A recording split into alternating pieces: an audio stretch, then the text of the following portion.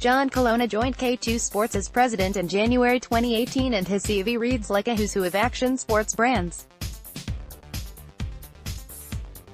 Have started out at Burton in the late 90s before going on to work for Rusty, Nike, Levi's, Converse and now overseeing K2. A snowboarder through and through, Colonna explains a renewed focus on both brands by the group. He talks taking care of their customers, the retailer, and managing the balance between D2C and wholesale. Interview by Harry Mitchell Thompson. Please explain your history in action sports and your involvement with the K2 group. Without knowing it, my career started at the ski chalet in Youngstown, Ohio just after high school. I eventually became manager and buyer over the years, doing everything from boot fitting, to buying, to running bus trips. Ironically, I was brought out to Vashon Island in 1993 as a shopwriter to experience the K2 brand with about 30 other retailers. We hiked and built kickers while camping on Mount Rainier. The experience really opened my eyes to the industry. From the shop, through a lot of hustling, I was fortunate enough to get a job at Burton. After a few years I worked my way up to director of soft goods. Working closely with Jake and the team was an amazing experience. I had the opportunity to work with some of the biggest hitters in the industry and do some great things. My next stop was Southern California with Rusty Surfboards, where I held the role of VP of Merchandising and Design. To live in California and surf was a childhood dream. I learned a lot both culturally and from trying to keep up with the business complexity of the brand.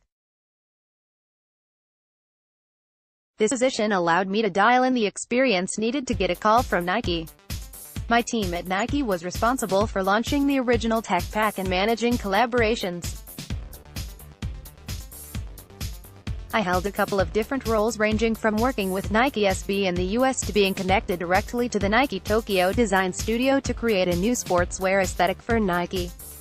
Another great experience working directly with some of the most influential people in street culture. After a few years I received a call to join Levi's to help them get back on track with the younger consumer. As VP of Merchandising and Design, I was responsible for creating the Levi's commuter collection and resetting the brand in the US. My role evolved into a global role managing the premium segments, collaborations and their pinnacle brands, LVC and Made. This led to me living in Amsterdam to manage the pinnacle brands globally. Once back in the States, I was approached by Nike again to work for Converse, which they own. I relocated to Boston, Massachusetts and took the role of Cons GM to reignite their skate program and unlock new footwear growth.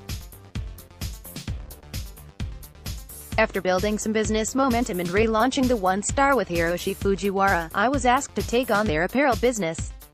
Working out of NYC for a couple years, I led the shift into streetwear and relocated the team to the new headquarters in Boston. When a close friend gave me insight on the K2 Sports opportunity, I had to explore the position, given my roots.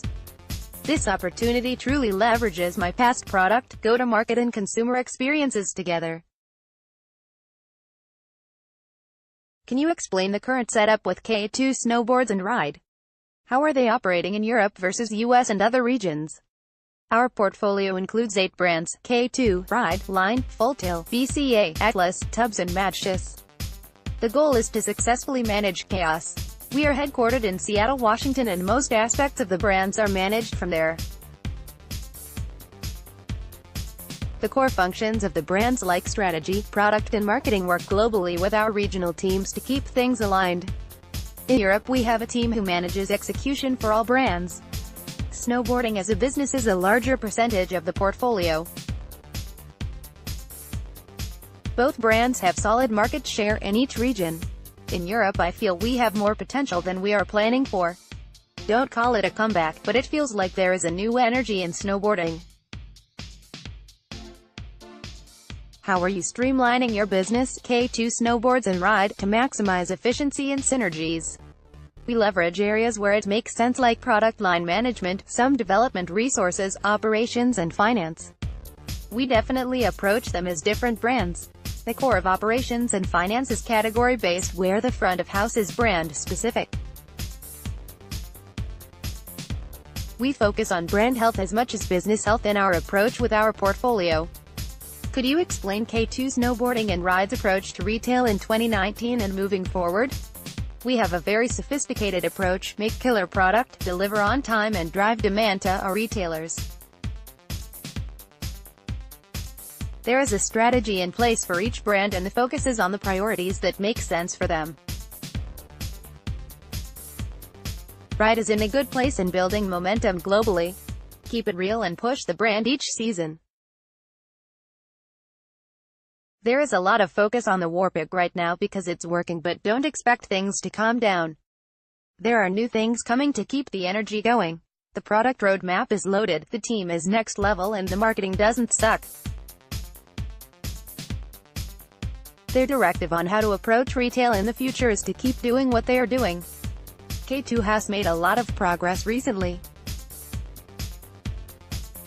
Over the last few years the brand has lacked the attention it deserves, got stuck discounting too much and had minimal product innovation. Now it's a new day. This is one of our top priorities within K2 Sports and the internal team is being supported to get the brand back. Marketing with help of a great team and some solid execution is driving some needed energy for us. K2 will become more aggressive in driving sell-through for its key partners both short-term and long-term. How are you implementing a D2C strategy while preserving loyalty with your wholesale consumers? We are focused on the consumer and their experience. By focusing there, I believe we will find ways to evolve and better serve our customers, the retailers. For us, we are using quivers to help meet the consumer's needs while still supporting our retailers and the industry. As the consumer comes to experience our brand directly, we offer the ability to purchase the product and have it fulfilled by a retailer. We are required to elevate our game digitally and from a service component to be successful here. We have been focused on the North American market so far and receiving good feedback from our retailers who are taking advantage of this service. Which snowboarding trends do you believe will be key over the coming 18 months? Shapes will continue to create noise and be done by most brands because it's easy. I feel an innovation moment coming for snowboarding. Freeride, if that's what we are still calling it, feels like it will lead the charge here. There are some solid brands out there with great talent and experience. As much as the 90s are trending and things feel like they don't change, the future is here. I see the snowboarding culture as one who embraces if not drives change. Considering the sense of energy being felt in snowboarding now, my gut says people are going to take things to the next level. I may also be saying this because that's what we are planning to do. What do you see as the biggest challenges to snowboarding specifically and to winter sports as a whole, and how will you be working to mitigate them? An obvious one is snow. Pretty sure that global warming thing is real and people should wake up. There are a couple of things that may also be obvious with no clear paths to mitigation also. One is accessibility and tied to that is participation. As I see the industry struggles with this, you can feel it get conservative. I think we need to find a way to begin to broaden our communication and experiences to grow the industry. The more we talk to ourselves, the less we address this issue. In regards to challenges specific to snowboarding, I don't see any. I am a snowboarder and my statement may come off as biased, but I believe it to be true. This is a major component of our industry that continues to drive influence and attract progressive consumers into our sports. Do you have any interesting growth strategies or philosophies you believe the snowboard industry as a whole should be working towards? I don't think it's rocket science or we would all be wearing lab coats. I feel collectively we need to support snowboarding and the culture surrounding it. The bottom line is that this is a business and we all should focus on growth. The less the industry evolves, the more it discounts and the farther away it gets from growing.